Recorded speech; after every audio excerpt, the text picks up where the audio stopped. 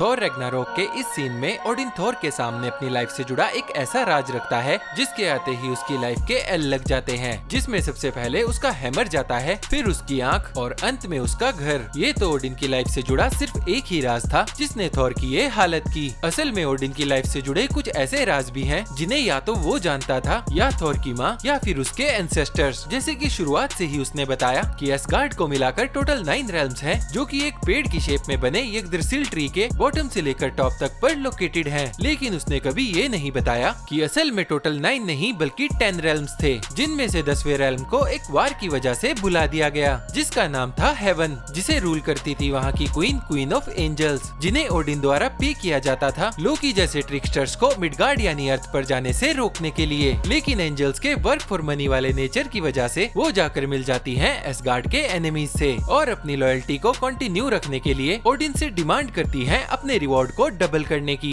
उनकी ये हरकत देख ओडिन इसे डिनाई कर देता है, जिसकी वजह से एक वॉर शुरू हो जाती है एसगार्ड और हेवन के बीच, जिसमें क्वीन ऑफ एंजल्स के पास जब वॉर जीतने का कोई रास्ता नहीं बचता, वो जाकर किडनैप कर लेती है ओडिन के ट्रू फर्स्ट बोर्न अल्ड्रिफ्ट ओडिन्सडॉटर को, जो कि एसगार्ड के थ्रोन की फर्स्ट हेयर और ओडिन और फ्रिगा की बेटी होती है। लेकिन क्वीन ऑफ एंजल्स के इतना करने के बाद भी जब ओडिन सरेंडर नहीं करता तो वो उसी के सामने उसकी बेटी को मार देती है, जिसकी वजह से ओडिन बौखला जाता है और गुस्से में आकर हेवन को 9 रेल्म से काट देता है, जिसमें उसके साथ अनफॉर्चुनेट ये होता है कि किसी वजह से उसकी बेटी बच जाती है, जिसे बाद में रेज किया जाता है क्वीन ऑफ एंजल्स की एक मेड द्वारा, जो कि उसका नाम रखती है एंजेला। अब एंजेला के अंदर एसगार्डियन ब्लड है और उसे एनिमीज द्वारा रेज किया गया है, तो आप समझ ही सकते हो कि वो थॉर के लिए कितनी प्रॉब्लम क्रिएट कर सकती है।